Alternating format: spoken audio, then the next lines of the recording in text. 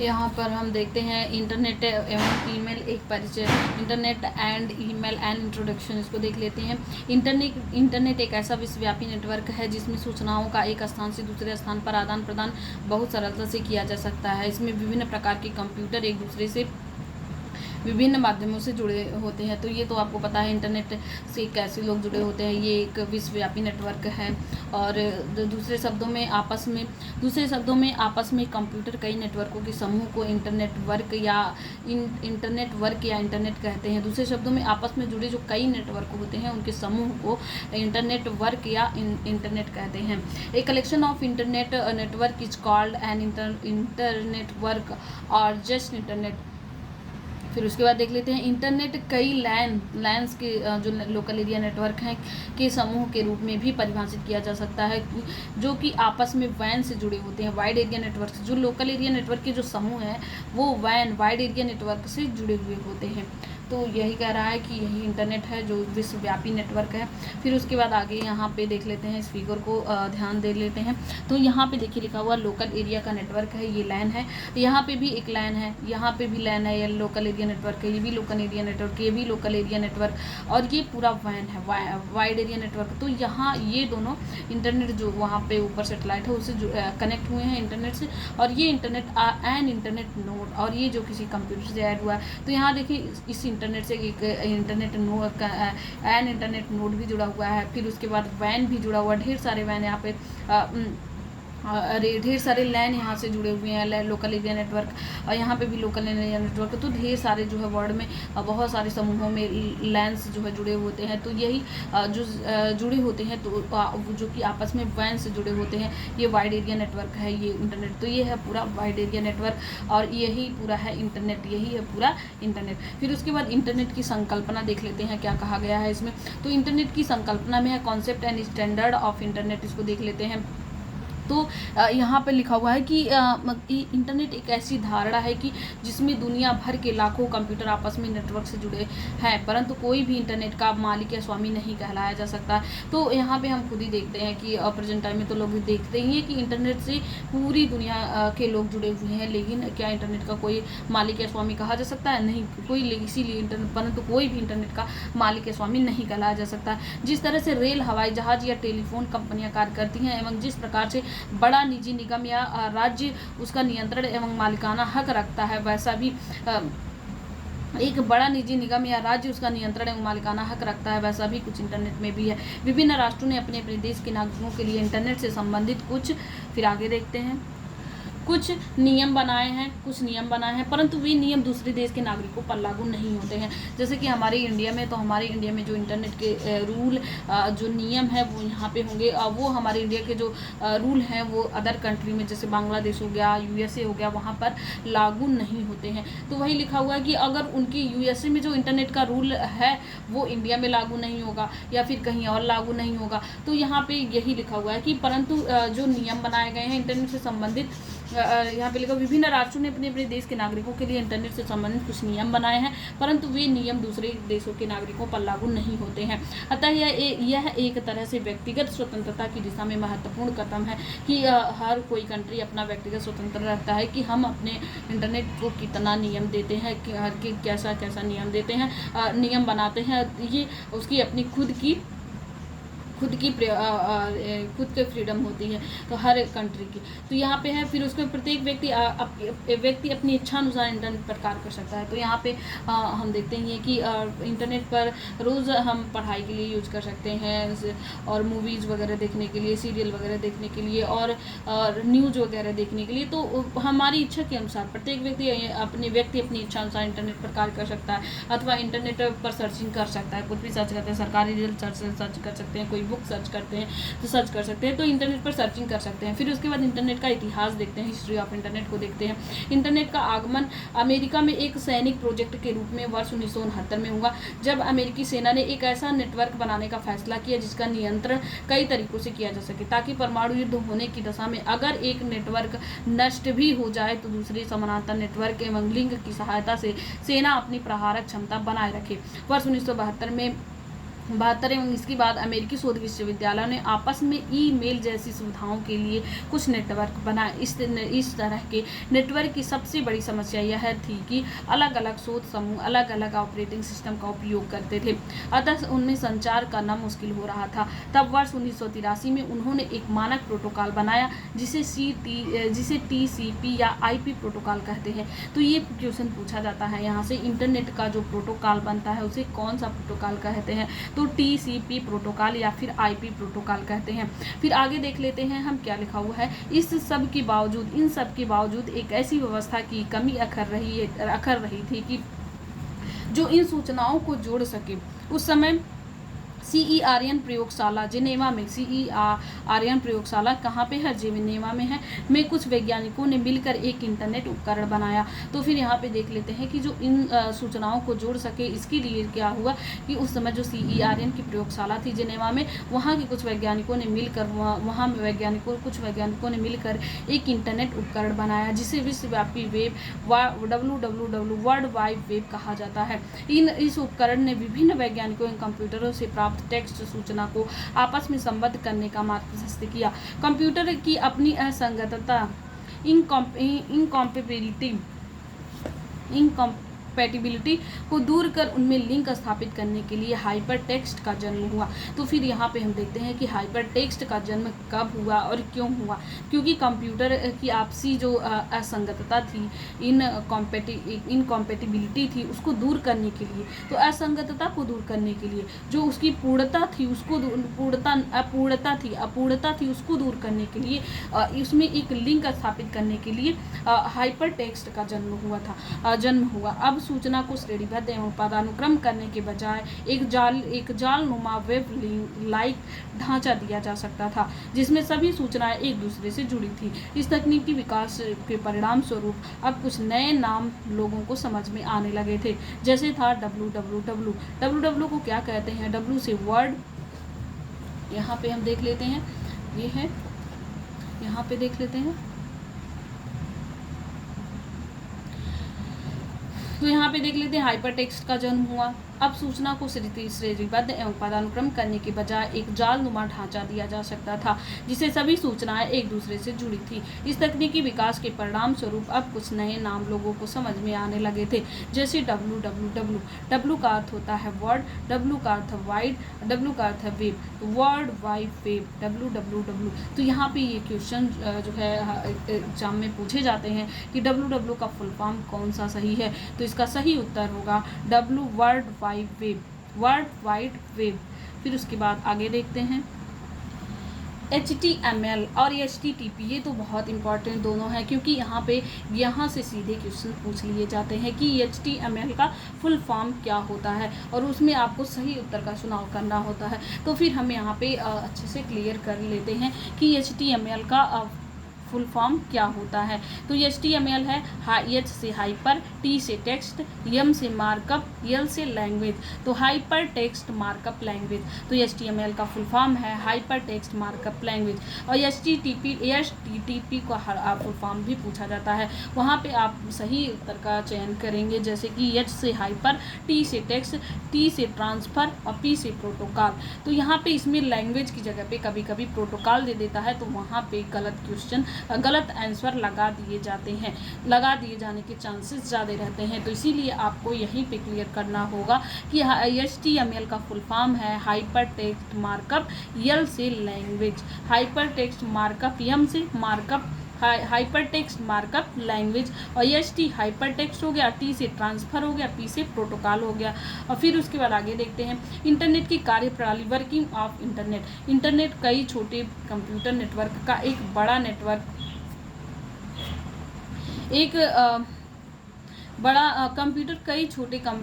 Internet कई छोटे computer network का एक बड़ा नेटवर्क है जो दुनिया भर में फैला हुआ है। इसमें कई नेटवर्क केबल, उपग्रह, मॉडल युक्तियों की सहायता से आपस में जुड़े हुए हैं। तो इंटरनेट में जैसे केबल जुड़ा हुआ है, नेटवर्क जुड़ा हुआ है, उपग्रह जुड़ा हुआ है, जो मॉडल युक्तियाँ हैं उनकी सहायता से आपस में जुड़े हुए हैं। इंटरनेट पर कार्य करने वाले प्रत्येक कंप्यूटर की एक अलग पहचान होती है, मतलब यूनिक आइडेंटिटी होती है। जो कंप्यूटर पर काम करता है उनकी एक अलग पहचान होती है, उनकी अलग यूनिक आइडेंटिटी होती है जो कंप्यूटर पर काम करने वाले होते हैं, जिससे उस कंप्यूटर को दूसरे कंप्यूटर के बीच में पहचाना जा सके। फिर आगे देखते हैं इंटरनेट पर भी वांछित कंप्यूटर जिससे सूचना प्राप्त करनी है या जिसे सूचना प्रेषित करनी होती है, इस कुछ इसी तरह ही पहुंचाया जाता है। जब हम कोई संदेश इंटरनेट पर प्रेषित करना या प्राप्त करना चाहते हैं तो वह सूचना सर्वप्रथम कंप्यूटर के सबसे नज़दीकी सर्वर पर पहुंचती है। और तो फिर इसका कहने का मतलब ये है कि जब हम कोई सूचना कंप्यूटर से प्राप्त करना चाहते हैं तो जो सबसे नज़दीकी सर्वर होता है वहाँ से वो सूचना सर्च करता है और वहाँ से लेकर के आता है। अगर वहाँ नहीं होता है तो फिर उसके आगे देखता है। तो इस सर्वर के साथ उपलब्ध राउटर ROUT या राउटर से इंटरनेट पते के आधार पर उसके नज़दीकी सर्वर को प्रेषित करता है। इस सर्वर के साथ उपलब्ध राउटर क्या करता है, राउटर इसे इंटरनेट पते के आधार पर उसे नज़दीकी सर्वर को प्रेषित करता है। तो ये सब किसका काम होता है, ये सब काम होता है राउटर का काम होता है। जो अगर कोई सूचना हम प्रेषित करते हैं या फिर प्राप्त करना चाहते हैं तो कंप्यूटर से जो नज़दीकी कंप्यूटर है वहाँ के सर्वर तक पहुँच कौन प्रदान करता है, वो है राउटर। तो फिर यहाँ राउटर का भूमिका को देख लिए। फिर उसके बाद यहाँ देखते हैं, यहाँ पर उपलब्ध राउटर पुनः उसे और नज़दीकी सर्वर पर प्रेषित कर देता है और नज़दीकी सर्वर पर प्रेषित कर देता है। यह प्रक्रिया तब तक चलती रहती है जब तक कि सूचना वांछित कंप्यूटर तक नहीं पहुंच जाती। सूचना का आदान प्रदान पैकेटों कुछ बाइटों के समूह के रूप में होता है। तो ये क्वेश्चन पूछा जाता है कि इंटरनेट पर जो सूचनाओं का आदान प्रदान होता है वो किस रूप में होता है, तो पैकेटों के रूप में होता है और बाइटों के रूप में, बाइटों का समूह होता है। पैकेटों के रूप में होता है, जो ये पैकेट किस चीज़ के होते हैं, कुछ बाइटों के समूह होते हैं के रूप में होता है, अर्थात सूचना पैकेटों में विभक्त हो जाती है। फिर सर्वर होते हुए वांछित स्थान पर फिर क्या होता है, सर्वर टू सर्वर, मतलब एक सर्वर जाएगा फिर दूसरी सर्वर, तो सर्वर टू सर्वर होते हुए वांछित स्थान पर पहुंच जाती है। यहाँ यह कतई आवश्यक नहीं है कि सभी पैकेट एक ही मार्ग से होते हुए वांछित स्थान पर पहुँचे। सूचना के ये पैकेट जो भी खाली मार्ग उपलब्ध होता है उसी का प्रयोग करते हुए वांछित स्थान तक पहुँच जाते हैं। जैसे कि हमें कोई सूचना यहाँ से भेजना है, सेंड करना हो, तो फिर जैसे कि हमें कोई भी टेक्स्ट मैसेज भेजना हो या फिर फ़ोन करना हो, तो फिर अगर हम फ़ोन करते हैं तो ये जो हमारे पास के आसपास के जो नज़दीकी टावर होगा वहाँ पे जाएगा, फिर वहाँ से जो आसपास के जो से सेटेलाइट वगैरह होंगे वहाँ पे जाएगा, फिर वहाँ से जो फिर नज़दीक का जो आसपास का टावर होगा वहाँ से जाएगा। तो ऐसे जाते जाते फिर कहाँ तक पहुँचेगा, वो जहाँ हम फ़ोन कर रहे हैं उस मोबाइल तक पहुँच जाएगा। तो यही है सर्वर टू सर्वर। तो सर्वर टू सर्वर होते हुए वांछित स्थान पर पहुँच जाती है। यहाँ यह कतई आवश्यक नहीं है कि सभी पैकेट एक ही मार्ग से होते हैं, तो जाने के मार्ग कई सारे हैं, तो इसीलिए कोई ज़रूरी नहीं है कि सभी पैकेट एक ही मार्ग से जाएं। तो हमारे जो भी टेक्स्ट मैसेज हैं या फिर हम कोई वॉइस कॉल करते हैं या फिर हम कोई वॉइस मैसेज भेजते हैं तो कोई ज़रूरी नहीं है कि वो एक ही मार्ग से जाए, वो किसी भी मार्ग से जहाँ पे वो खाली दिखाई देता है सूचना कि ये पैकेट जहाँ भी खाली मार्ग उपलब्ध होता है उसी का उपयोग करते हुए वांछित स्थान पर पहुँच जाते हैं। फिर उसके बाद हम आगे देखते हैं,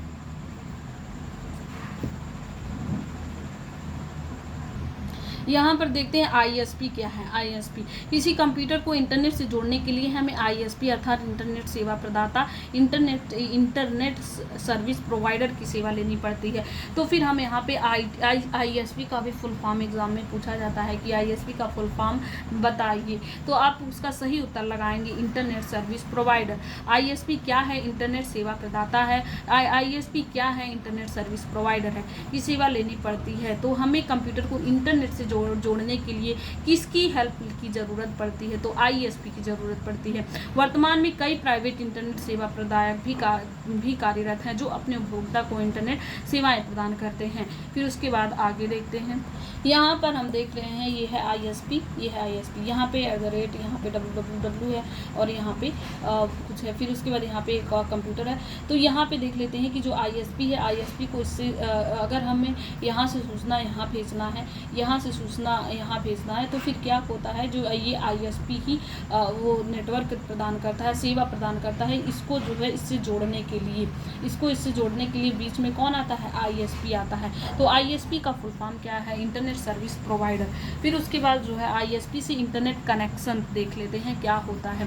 तो ISP इंटरनेट कनेक्शन, इंटरनेट सेवा प्रदाता ISP विभिन्न तरह की गति वाले इंटरनेट कनेक्शन प्रदान करते हैं। जैसे यदि आप मुख्यतः ईमेल तथा सोशल नेटवर्क नेटवर्किंग से संबंधित कार्य करते हैं तो कम गति का इंटरनेट कनेक्शन प्राप्त होगा। इसी प्रकार यदि आप इंटरनेट, टीवी या रेडियो का प्रयोग करते हैं तो आपको अधिक गति के कनेक्शन की आवश्यकता होती है। तो जैसे कि इसमें कह रहा है कि हमें ISP से इंटरनेट कनेक्शन करना है, जैसे कि हमें अपने मोबाइल से करना है, जैसे कि हमें अपने ईमेल से कनेक्शन करना है या फिर सोशल नेटवर्किंग जैसे कि मोबाइल से कनेक्ट करना। तो यहाँ से क्या होगा कि हमें इंटरनेट की कनेक्शन की आवश्यकता कम पड़ेगी। लेकिन अगर हमें अपने घर की टीवी की को इंटरनेट से कनेक्ट करना है या फिर हमारे घर के जो रेडियो हैं इनको इंटरनेट से कनेक्ट करना है, तो इनको इंटरनेट से, टीवी और रेडियो को इंटरनेट से कनेक्ट करने के लिए हमें अधिक गति वाले कनेक्शन की आवश्यकता होती है, अधिक गति वाले इंटरनेट कनेक्शन की आवश्यकता होगी। तो इंटरनेट कनेक्शन की आवश्यकता होती है। तो वही बता रहा है कि यहाँ पर हम देख लेते हैं इंटरनेट कनेक्शन मुख्यतः 4 प्रकार के होते हैं। तो कौन से 4 प्रकार के हैं? पहला है लीज्ड लाइन कनेक्शन। विशेषतः इस कनेक्शन के लिए एक समर्पित लाइन बिछाई जाती है। यह बहुत तेज गति प्रदान करता है परंतु यह खर्चीला है। यह उन संगठनों के लिए उपयुक्त है जिसके लिए अबाधित तेज गति के इंटरनेट कनेक्शन की आवश्यकता होती है। फिर डायल अप देख लेते हैं। तो ये 4 प्रकार के इंटरनेट कनेक्शन है। एक लीज्ड लाइन का है और एक डायल अप का है। डायल अप है, फिर उसके बाद 2 और देखते हैं। यह टेलीफोन लाइन की सहायता से इंटरनेट के जुड़ने की विधि है।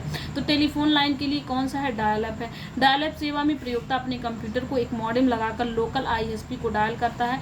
ISP का सर्वर जब प्रयोक्ता को एक अस्थायी IP नंबर प्रदान कर देता है तो यह कंप्यूटर नेटवर्क से जुड़ जाता है। जैसे कि यहाँ पे देख लेते हैं, यहाँ पर देख लेते हैं, ये है मॉडेम और यहाँ पर है ये टावर है और फिर यहाँ पर है कंप्यूटर। तो ये डायल अप है। ये ISP क्या करता है, इसको एक IP नंबर देता है इसको कनेक्ट करने के लिए, इससे कनेक्ट होने के लिए, इंटरनेट से कनेक्ट करने के लिए इसको क्या करता है, एक IP नंबर देता है। ये जब IP नंबर ये ऐड करता है अपने कंप्यूटर में तो फिर इसका कनेक्शन इससे हो जाता है। तो यही है कि एक मॉडेम लगाकर हम क्या करते हैं, ISP को डायल करते हैं और एक ISP जो क्या करता है कि हमें एक अस्थायी IP नंबर देता है। ये IP नंबर अपने कंप्यूटर में वो करता है, ऐड करता है, फिर ये कंप्यूटर नेटवर्क से जुड़ जाता है। फिर ये कंप्यूटर किससे जुड़ जाता है? नेटवर्क से जुड़ जाता है। तो ये है डायल। अब फिर उसके बाद आगे देखते हैं। तीसरा है ब्रॉडबैंड क्या है? ब्रॉडबैंड है तो 4 प्रकार के इंटरनेट कनेक्शन है। पहला लीज्ड लाइन, दूसरा डायल अप, तीसरा ब्रॉडबैंड। ब्रॉडबैंड में क्या है? ब्रॉडबैंड से अब तेज गति से इंटरनेट चलने लगा है। इसमें एक अलग तरह का मॉडेम लगाना पड़ता है। यह डायल अप कनेक्शन से थोड़ा महंगा है परंतु लीज्ड लाइन से काफ़ी सस्ता एवं लगभग समान गति का है। अतः यह लीज्ड लाइन के विकल्प के रूप में, जो लीज्ड लाइन पहला वाला है उसके विकल्प के रूप में उभर कर आ रहा है। तो फिर यहाँ पे हम देख रहे हैं ब्रॉडबैंड है। तो ये क्या कर रहा है, ISP जो है, ISP ये IP नंबर देता है इस कंप्यूटर को, ये इसमें डायल वो ऐड करता है। तो इसका जो है कनेक्शन नेटवर्क से, यहाँ से subscriber dish and broadband unit, ये जो है यह ब्रॉडबैंड यूनिट है और यहाँ से ये अटैच होता है, जो छत पे ऊपर लगाया गया है, यहाँ से इसका जो कंप्यूटर है इसका कनेक्शन यहाँ पे हो जाता है, या फिर टीवी का कनेक्शन जो ऊपर लगा हुआ है एंटीना है उससे हो जाता है। और फिर यहाँ से DTH वगैरह जो है, डिश वगैरह है, इनसे होता है। और ये डिश क्या किससे अटैच होता है? सेटेलाइट से होता है। और ये सेटेलाइट फिर क्या होता है? सेटेलाइट हब से अटैच होता है। ये हब जो है लैंडलाइन यहाँ पे होता है। तो यहाँ पे ऐसे ही चीज़ें, सूचनाएं ऐसे आती जाती हैं। जो यहाँ पे सीरियल वगैरह दिखाया जाता है या मूवी वगैरह, न्यूज़ वगैरह दिखाया जाता है, तो ऐसे ही दिखाया जाते हैं कि यहाँ पे लैंडलाइन है और यहाँ से ये सेटेलाइट हब के पास गया, सेटेलाइट हब से सेटेलाइट के पास, सेटेलाइट से फिर उसके बाद जो घर के छत के ऊपर डिश लगी हुई, डिश पे, फिर डिश के बाद जो है फिर यहाँ पे आ जाता है ये हमारे घर के जो टीवी हैं उनसे अटैच हो जाता है या फिर हमारे कंप्यूटर में अटैच हो जाते हैं। और ये ISP जो क्या करता है, पहले इसको अटैच करने के लिए से एक ISP नंबर जो है लगता है। ये ISP एक नंबर देता है और वो नंबर IP नंबर इसको डालना पड़ता है अपने मोबाइल में और इसको डालने के बाद ये जो है नेटवर्क इंटरनेट से ऐड हो जाता है। फिर उसके बाद कोई भी जो भी चीज़ें करना चाहे तो कर सकते हैं। फिर उसके बाद देख लेते हैं ब्रॉडबैंड, ये हो गया। फिर चौथा है सेटेलाइट कनेक्शन। तो 4 कनेक्शन थे, पहला लीज लाइन कनेक्शन, दूसरा डायल अप कनेक्शन, तीसरा ब्रॉडबैंड और चौथा है सेटेलाइट कनेक्शन। संचार उपग्रहों के माध्यम से इंटरनेट तक पहुंच सेटेलाइट कनेक्शन की श्रेणी में आते हैं। वर्तमान समय में प्रयोक्ताओं को इस प्रकार की सेवा मुख्यतः भू स्थैतिक उपग्रहों के माध्यम से कराई जा रही है। जियो स्टेशनरी सेटेलाइट, जो जियो स्टेशनरी सेटेलाइट का यूज होता है सेटेलाइट कनेक्शन में, मतलब कि जो जियो स्टेशनरी सेटेलाइट होती है, जो ऐसी सेटेलाइट होती है जो अर्थ के चारों तरफ ऐसे मूव करती हैं, जैसे नॉर्थ से पोल टाइप में हो गया, ये जियो स्टेशनरी होती है। जियो सिंक्रोनस जो जियो स्टेशनरी ही देखते हैं क्योंकि जियो स्टेशनरी ही लिखा हुआ है। तो ये जो नॉर्थ टू नॉर्थ पोल से साउथ पोल के साइड से ऐसे मूव करती हैं अर्थ के चारों तरफ, तो ये है जियो स्टेशनरी जो सैटेलाइट है उनसे जो है कनेक्ट होती हैं, भू स्थैतिक उपग्रह इन्हें बोलते हैं। फिर उसके बाद आगे देखते हैं इंटरनेट का आकार। इंटरनेट का आकार देख लेते हैं। इंटरनेट का भौतिक आकार नहीं है, ये भौतिक आकार नहीं है, यह पूरे विश्व में फैला हुआ है। मात्र 4 कंप्यूटरों से आरंभ हुआ ये नेटवर्क आजकल कई मिलियन कंप्यूटरों तक पहुंच चुका है। शुरू में चूंकि यह सीमित क्षेत्र में फैला नेटवर्क था, अतः कंप्यूटरों की सही संख्या ज्ञात थी, लेकिन अब इससे जुड़े कंप्यूटरों की संख्या काफ़ी अधिक हो गई है और वे पूरे संसार में फैले हुए हैं। लगातार इंटर से जुड़ने वाले कंप्यूटरों की संख्या बढ़ती जा रही है, अतः सही संख्या का अनुमान लगाया जा सकता है। यहाँ 2 और बातें ध्यान में योग्य हैं, देखते हैं।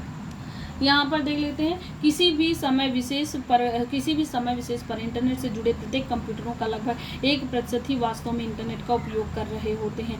और फिर उसके बाद किसी भी समय इंटरनेट से जुड़े प्रत्येक कंप्यूटर 1% ही वास्तव में इंटरनेट का उपयोग कर रहे होते हैं। फिर उसके बाद यहाँ देख लेते हैं, एक अन्य अनुमान के अनुसार इंटरनेट से जुड़े प्रत्येक कंप्यूटर में औसत 10 उपयोगकर्ता इंटरनेट सुविधा का उपयोग करते हैं। इस तरह से इंटरनेट उपयोगकर्ता की संख्या 10 × 10 मिलियन लगभग 100 मिलियन है।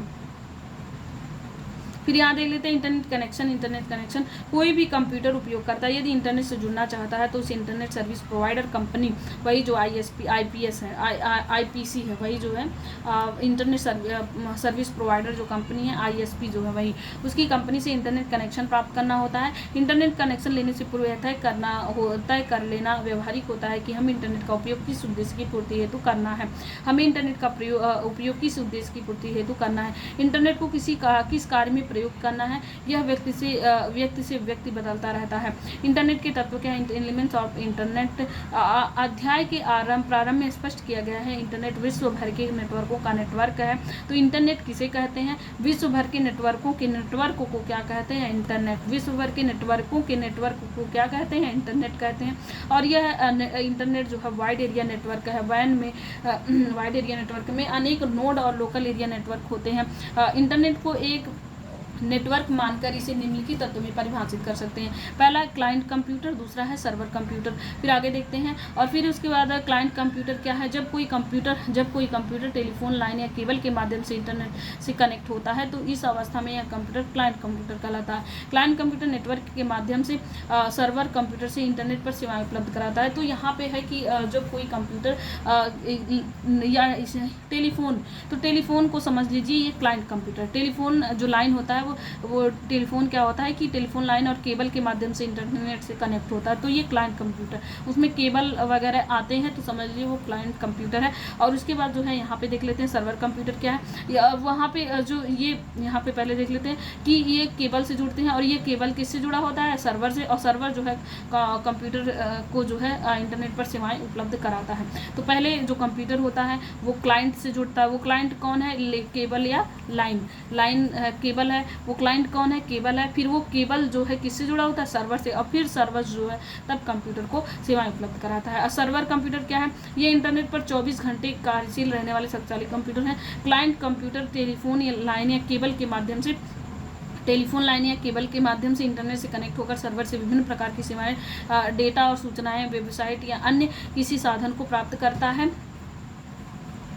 अन्य किसी साधन को प्राप्त करता है। यहाँ पे देख लेते हैं सर्वर कंप्यूटर, ये इंटरनेट पर 24 घंटे कार्यशील रहने वाले शक्तिशाली कंप्यूटर होते हैं। क्लाइंट कंप्यूटर टेलीफोन लाइन या केबल के माध्यम से इंटरनेट से कनेक्ट होकर सर्वर से विभिन्न प्रकार की डेटा, सूचनाएं, वेबसाइट या अन्य किसी साधन को प्राप्त करता है। सर्वर एक ही समय में अनेक क्लाइंट कंप्यूटरों द्वारा मांगी गई सूचनाओं और वेबसाइटों को एक साथ प्रदान करने में सक्षम होता है। तो ये सर्वर क्या करता है, जो अनेक क्लाइंट कंप्यूटर होते हैं वो जो सूचनाएं मांगते हैं, एक साथ कई सारे क्लाइंट कंप्यूटरों द्वारा मांगी गई सूचनाओं और वेबसाइटों को एक साथ प्रदान करने में सक्षम होता है। फिर उसके बाद आगे देखते हैं, ये है सर्वर और ये है उसके क्लाइंट कंप्यूटर, ये वगैरह इसके हैं क्लाइंट कंप्यूटर। ये सर्वर है, इसके क्लाइंट कंप्यूटर है। ये क्लाइंट कंप्यूटर क्या करते हैं, इससे जो है एक साथ क्लाइंट कंप्यूटर को एक साथ ये सूचनाएं सबको दे सकता है, उपलब्ध करा सकता है। तो ये है, ये रिक्वेस्ट कर रहे हैं इनसे, यहाँ पे ये रिक्वेस्ट है, ये लोग यहाँ से मांग रहे हैं और ये एक साथ ये क्या कर रहा है, सबको रिस्पॉन्स कर रहा है। तो ये एक साथ ये सबके रिक्वेस्ट को एक्सेप्ट करता है और फिर जो चीज़ें ये इन्हें चाहिए होती है उन्हें क्या करता है, रिस्पॉन्स करता है। फिर ये एक साथ इनको रिस्पॉन्स करता है, ये है रिस्पॉन्स वाला एरो। तो ये क्लाइंट वगैरह हैं इसके कंप्यूटर और ये मेन सर्वर है। फिर उसके बाद देख लेते हैं सर्वर कंप्यूटर है, हो गया। फिर तीसरा है नोड है। नोड को देख लेते हैं, क्या है नोड प्रोटोकॉल। नोड देख लेते हैं क्या है नोड। इंटरनेट पर स्थित किसी क्लाइंट या सर्वर नेटवर्क को नोड कहते हैं। तो जो ये क्लाइंट वगैरह होते हैं, जैसे ये क्लाइंट है या सर्वर या नेटवर्क को नोड कहते हैं। तो ये जो क्लाइंट वगैरह इसी को क्या कहते हैं, नोड कहते हैं। तो ये हो गया। फिर उसके बाद प्रोटोकॉल देख लेते हैं क्या है।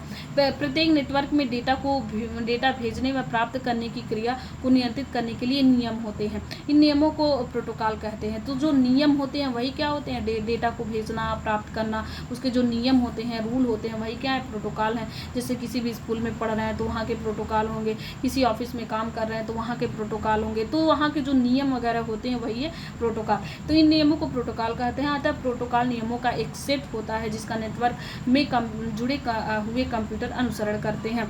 इंटरनेट में प्रयोग किए जाने वाले दो प्रमुख प्रोटोकॉल हैं। पहला है ट्रांसमिशन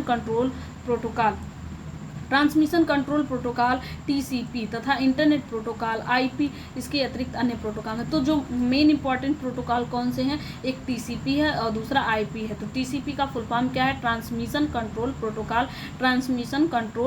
T से ट्रांसमिशन, C से कंट्रोल, P से प्रोटोकॉल। और इंटरनेट प्रोटोकॉल में है IP, इंटरनेट प्रोटोकॉल। इसके अतिरिक्त अन्य प्रोटोकॉल हैं जैसे HTTP hyper text transfer protocol और FTP फाइल ट्रांसफ़र प्रोटोकॉल। ये सब प्रोटोकॉल हैं। फाइल ट्रांसफ़र, F से फाइल, T से ट्रांसफ़र, P से प्रोटोकॉल। और फिर टेलनेट, ये प्रोटोकॉल है, टेलनेट प्रोटोकॉल। फिर उसके बाद SMTP, simple mail transfer protocol. SMTP ये भी सिंपल मेल ट्रांसफ़र प्रोटोकॉल है। फिर उसके बाद देख लेते हैं TCP या IP, जो पहला वाला है जो इम्पोर्टेंट है उनको देख लेते हैं। फिर उसके बाद यहाँ देखते हैं,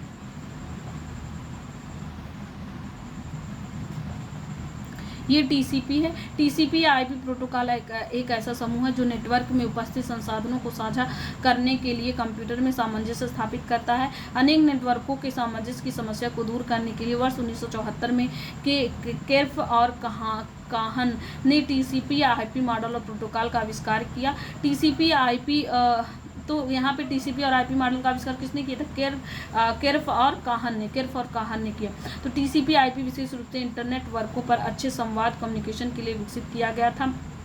यह एक महत्वपूर्ण आविष्कार था क्योंकि आज तक भी इंटरनेट में TCP या IP की विशेष भूमिका बनी हुई है। फिर आगे देखते हैं, यहाँ पर देखते हैं TCP ट्रांसमिशन कंट्रोल प्रोटोकॉल। यह एक नेटवर्क से कंप्यूटर से भेजे गए संदेशों को डेटाग्राम में विभक्त करता है और प्राप्त कंप्यूटर में विभक्त डेटाग्राम को पुनर्गठित रिसेंबलिंग करके संदेश का रूप देता है।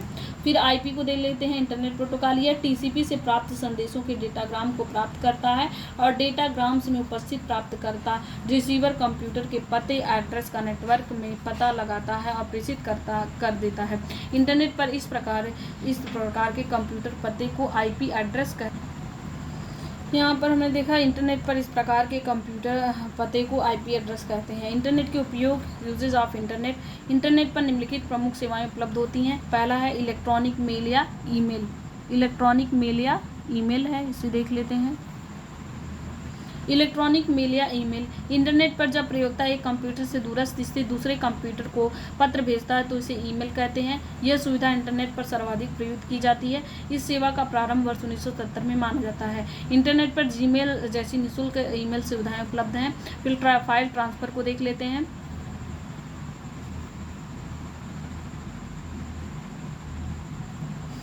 फाइल ट्रांसफ़र, एक कंप्यूटर में उपस्थित फाइल को किसी दूसरे शहर में स्थित कंप्यूटर में इंटरनेट के माध्यम से कॉपी कर सकते हैं। इस क्रिया को फाइल ट्रांसफ़र कहते हैं। इसके लिए इंटरनेट पर एक प्रोटोकॉल क्रियाशील होता है जिसे फाइल ट्रांसफ़र प्रोटोकॉल कहते हैं। फाइल ट्रांसफ़र प्रोटोकॉल कहते हैं फाइल को ट्रांसफ़र करने के लिए फाइल ट्रांसफ़र प्रोटोकॉल।